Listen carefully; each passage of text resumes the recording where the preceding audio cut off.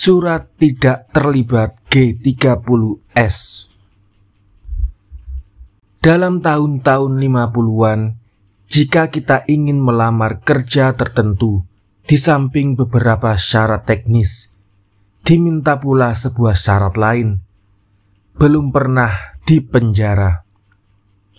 Kebiasaan ini berlangsung bertahun-tahun, dan pada suatu hari datang tekanan dari beberapa pihak yang meminta agar syarat ini dihapuskan.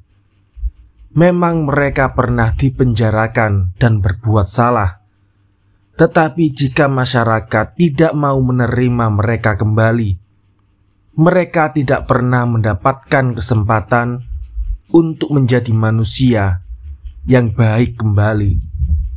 Saya tidak tahu bagaimana prosesnya, tetapi syarat itu tidak lagi dimintakan jika seseorang ingin melamar kerja. Mulai akhir 1965 muncul syarat baru bagi mereka yang ingin bekerja, tidak terlibat G30S. Bahkan juga mereka yang ingin masuk sekolah, pindah rumah, mengambil rebewich, bahkan katanya juga berlaku bagi mereka yang mau kawin. Tujuan dari surat ini memang baik, yaitu mencegah agar oknum-oknum komunis yang nilainya kini lebih rendah dari kambing tidak menyelusup ke dalam bidang-bidang kemasyarakatan. Waktu saya ingin membuat paspor, saya juga harus punya surat jimat ini. Saya berusaha menerangkan bahwa saya adalah seorang mahasiswa, jadi sudah di-screen. Seorang pegawai negeri yang juga sudah di-screen dan membawa surat dari rektor dan dekan, tetapi hasilnya nol. Saya harus di RT, RW, kelurahan, kecamatan, koramil. Saya tak peduli dengan semua peraturan tadi. Saya anggap hanya dibuat-buat saja dan tidak ada gunanya. Dengan surat jimat yang lisan, surat pengantar dari Sinar Harapan, semua prosedur dilewati. Dari soal kecil ini terlihat betapa tidak efektifnya koordinasi antar sesama aparat organisasi pemerintah.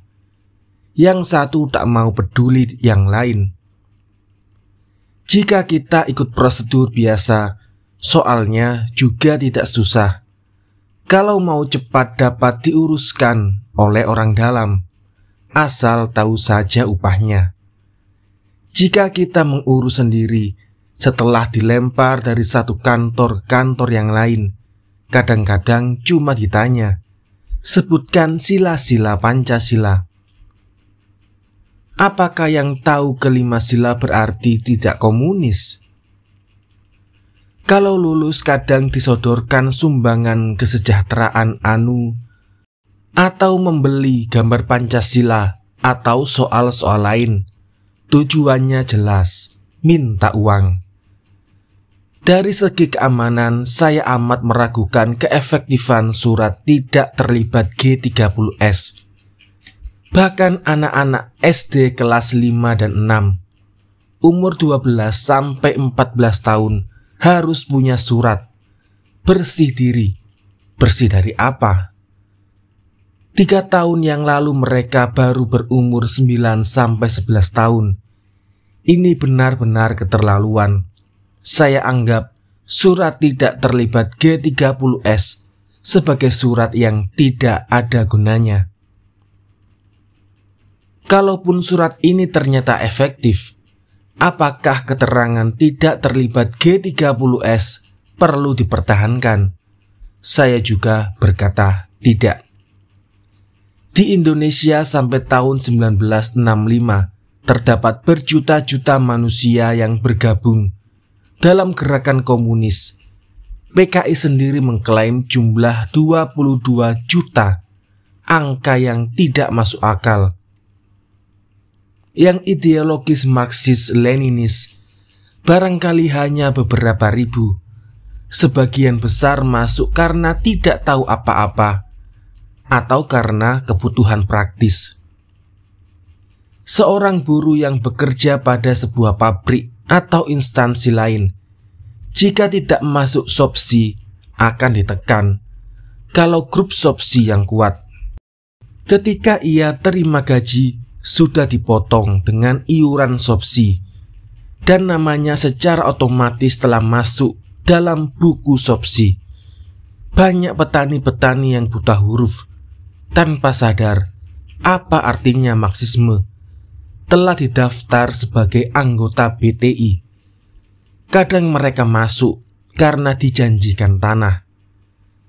Setelah bulan Oktober 1965, mereka dinyatakan terlibat G30S, menjadi anggota partai terlarang, dan kemudian dikucilkan dari hidup. Secara teoritis, mereka tidak boleh kerja. Perusahaan mana yang mau terima orang yang terlibat G30S? Tidak boleh kawin di beberapa tempat. Tidak boleh pindah rumah. Di Jakarta ada ketentuan ini untuk surat pindah. Tidak boleh masuk sekolah dan selalu hidup dalam ketakutan. Kalau mereka ingin mendapatkan kesempatan hidup dalam masyarakat, mereka harus menipu atau menyogok untuk mendapatkan keterangan ini.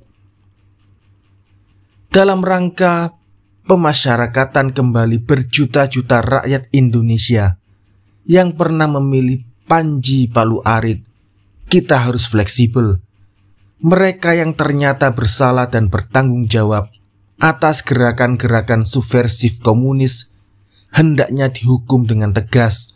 Tetapi mereka yang ikut-ikutan hendaknya diterima kembali oleh masyarakat. Sebab jika terus-menerus mengucilkan mereka, mempersulit hidup mereka, dan meneror mereka, pada akhirnya mereka akan menjadi mangsa grup totaliter, termasuk komunisme. Di Jerman setelah Perang Dunia II, tokoh-tokoh utama Nazi ditangkap, diadili, dihukum mati. Berjuta-juta simpatisan Nazi dibiarkan, tetapi diawasi secara tidak langsung. Tentara sekutu berusaha secara halus menunjukkan betapa salahnya ideologi Nazisme dengan memberikan contoh-contoh yang konkret. Denazisasi berjalan dengan menghindarkan dari ketegangan-ketegangan sosial yang mungkin timbul. Di Indonesia, penyelesaian soal-soal daerah PRRI Permesta juga berjalan cukup halus. Demikian juga penyelesaian sosial pada gerombolan Darul Islam, Kahar Muzakar, Kartosuwiryo. Tidak pernah timbul ide-ide untuk meminta surat tidak terlibat PRRI, Permesta, ataupun DI-TII. Dalam soal inilah saya melihat bahwa aspek-aspek sosial daripada dekomunisasi masyarakat sekarang pada akhirnya menimbulkan persoalan yang sulit.